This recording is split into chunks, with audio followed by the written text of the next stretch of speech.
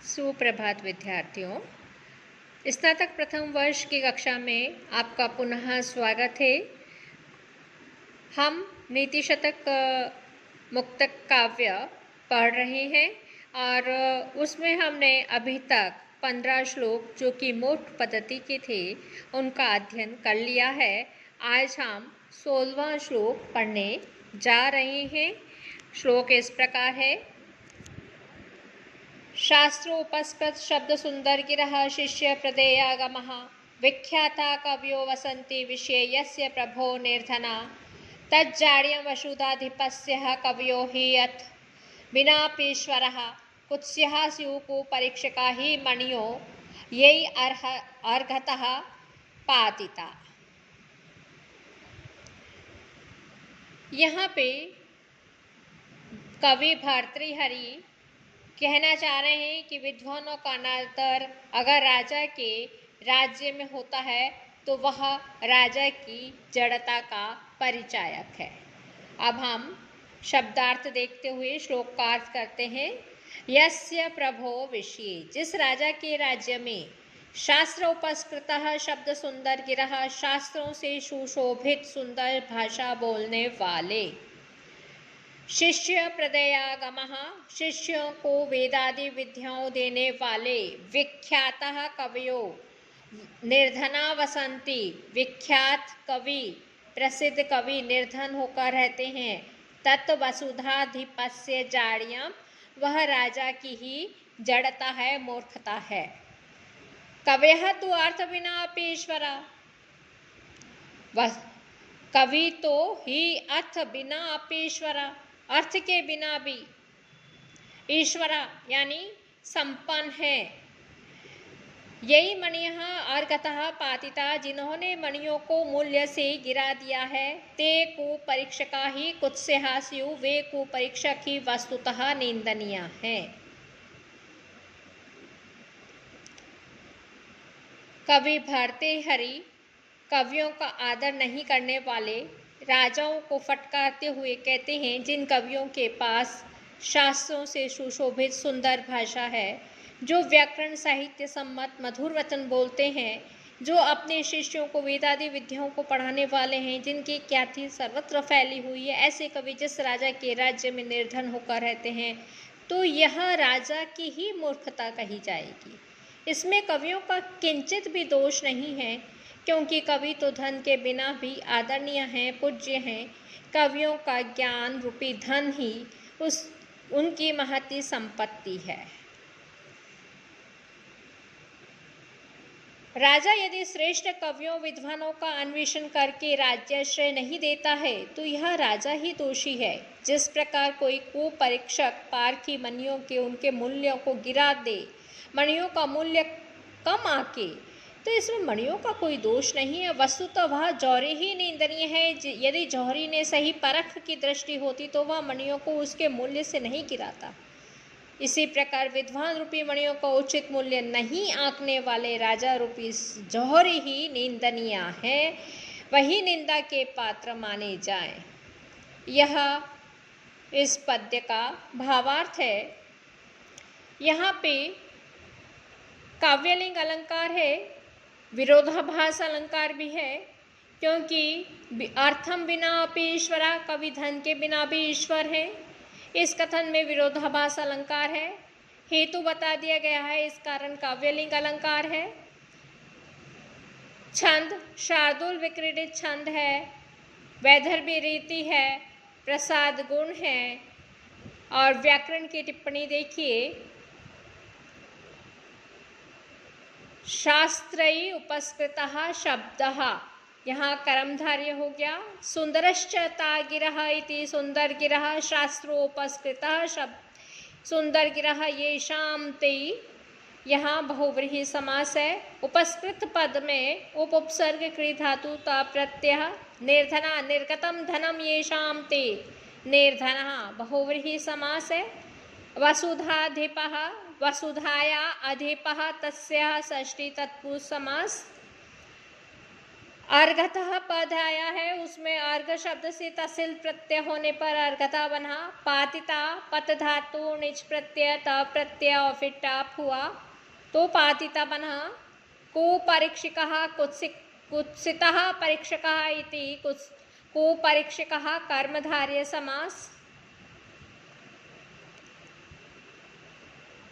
अब आगे हम 16वां श्लोक पढ़ने जा रहे हैं। 17वां, किसी की किताब में 15 है, किसी की किताब में 17 है, किसी की में 16 है, देख लीजिएगा। हम जो श्लोक पढ़ रहे हैं वह इस प्रकार है।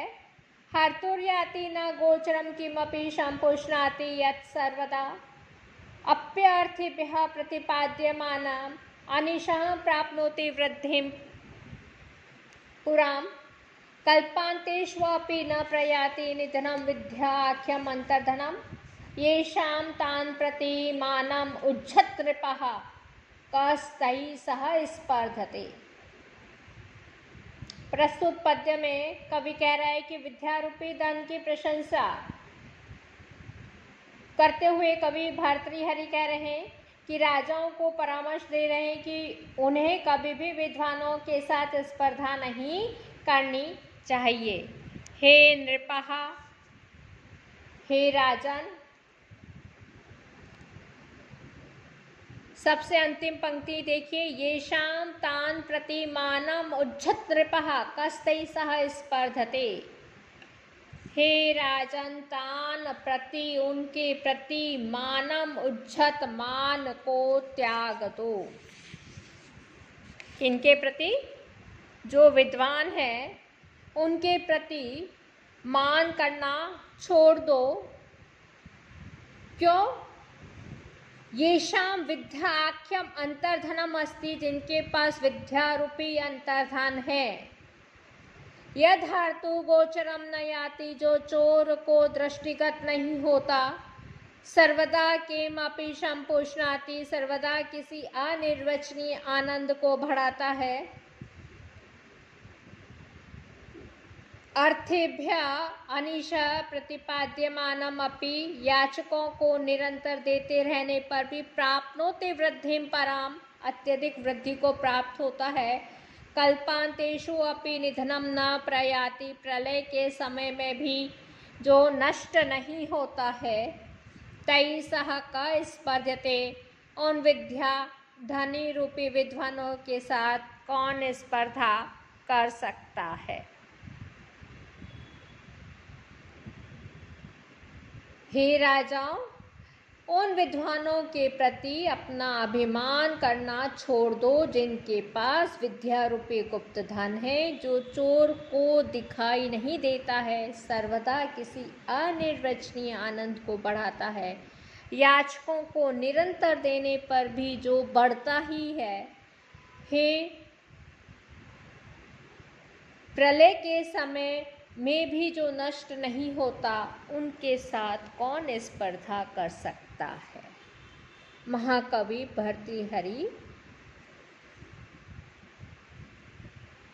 राजाओं को संबोधित करते हुए कह रहे हैं, ऐसे विद्याधनी विद्वानों के साथ कौन स्पर्धा कर सकता है, अर्थात कोई भी नहीं कर सकता, उनकी बराबरी कोई नहीं कर सकता। इसलिए हे राजा, तुम्हें विद्वानों के सामने धन ऐश्वर्य आदि का अहम भाव नहीं रखना चाहिए। तुम्हें तो राजाओं विद्वानों को राज्याश्रय प्रदान कर उनका मार्गदर्शन प्राप्त करते रहना चाहिए।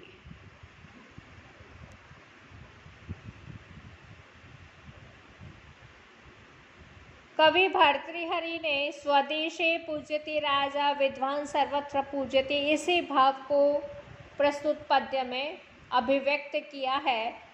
कवि ने राजाओं को परामर्श दिया है कि विद्वानों का सत्कार करें। अर्थार्जन की तुलना में विद्याधन की श्रेष्ठता का भी प्रतिपादन किया है। यहाँ पे व्यतिरेक अलंकार है, जहाँ उपमेय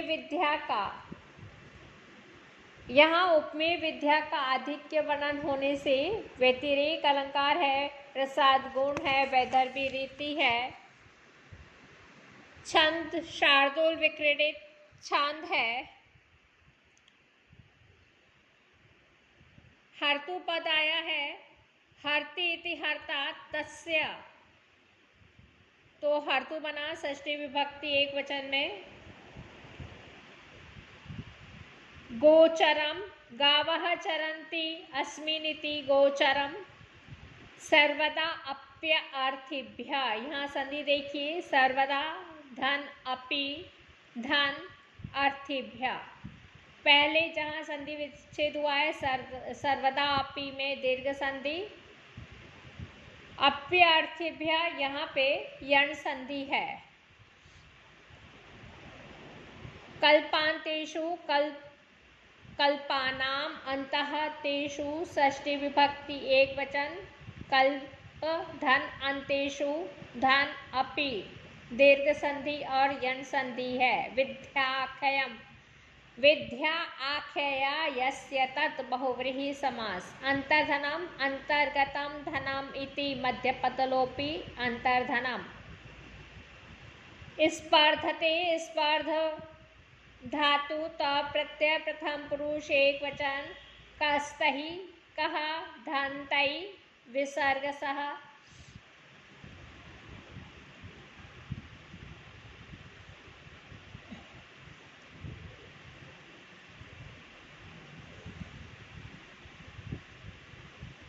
अब आगे हम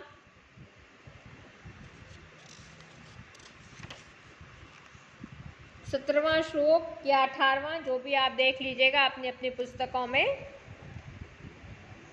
श्लोक इस प्रकार है, अधिगत परमार्थान पंडितानां भावमस्तः स्तृणमेव लघु लक्ष्मीनैर् तान् समृणद्धि अभिनव मदलेखाश्यां गण्डस्थलानां न भवति विस्तन्तुर्वारणं वारणानाम्।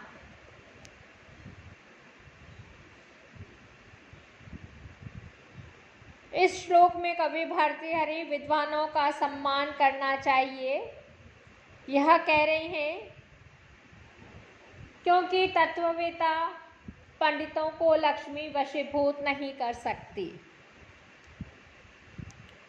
अर्थ देखिए, अधिगत परमार्थान यानी परमार्थ तत्व को समझे हुए, पंडितान माम अवस्थाम पंडितों के प्रति तिरस्कार मत करो। तृणम में लघु लक्ष्मी नैव तान संरुणद्धि, लघु तृणम एव लक्ष्मी तुच्छ तिनके के तुल्य लक्ष्मी ताम नैव संरुणद्धि उन्हें नहीं रोक सकती। अभिनव मदलेखा श्याम गंडस्थलानाम, नवीन मद रेखा से श्याम कपोलों वाले हाथियों को, वारणानाम अर्थात हाथियों को, न भवति विस्तंतु वारणम, विस्तंतु कमलनाल का रेशा, वारणम अर्थात रोकने वाला, न भवति नहीं हो सकता है।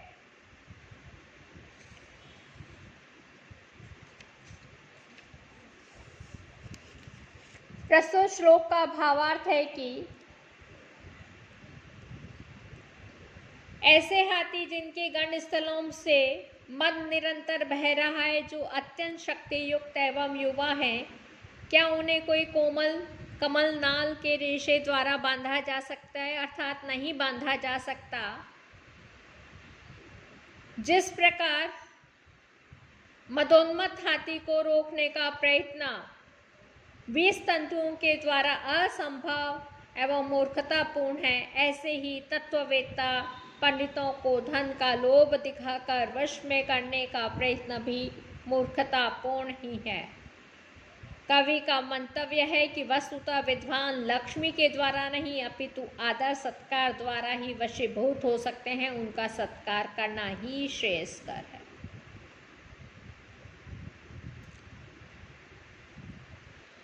यहाँ पे उपमा अलंकार है। तत्वज्ञानी की उपमा मदमस्त गज के साथ तथा लक्ष्मी की उपमा 20 तंतु से दी गई है।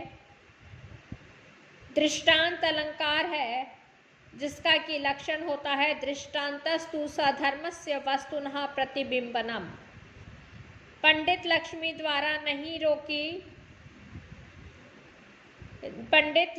द्वारा नहीं रोके जा सकते तथा हाथी 20 तंतु द्वारा नहीं रोके जा सकते।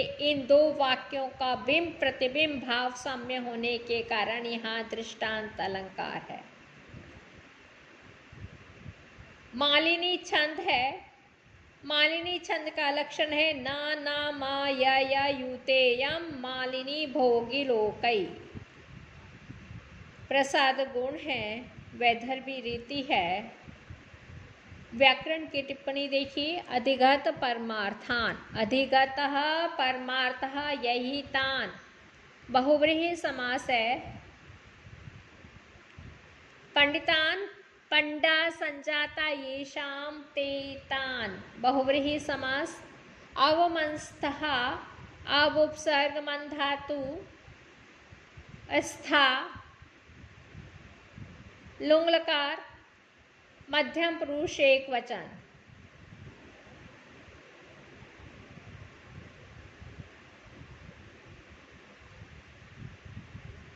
नैव न धन एव वृद्धि संधि है। 20 तंतु विशस्य तंतु इति 20 तंतु षष्ठी तत्पुरुष समास हो गया। एक बार अवमंस्था को पुनः देखिए। अव उपसर्ग मन धातु और उससे थास प्रत्यय हुआ, लुंग लकार मध्यम पुरुष एक वचन में, तब बनता है अवमंस्थास। 20 तंतु वारणम, 20 तंतु धन वारणम, विसर्ग को र हो गया है। वारणम पद व्री धातु निच प्रत्यय और लिट प्रत्यय प्रथम पुरुष एक वचन में बनता है वारणम। आज यहीं पे समाप्त करते हैं। आप सब स्वस्थ रहें। सबके प्रति यही मंगल भावना है। सर्वे भवन्तु सुखिनः, सर्वे सन्तु निरामया, सर्वे भद्राणि पश्यन्तु, मा कश्चित् दुःखभाग् भवेत्। ओम शांति शांति शांति। धन्यवाद।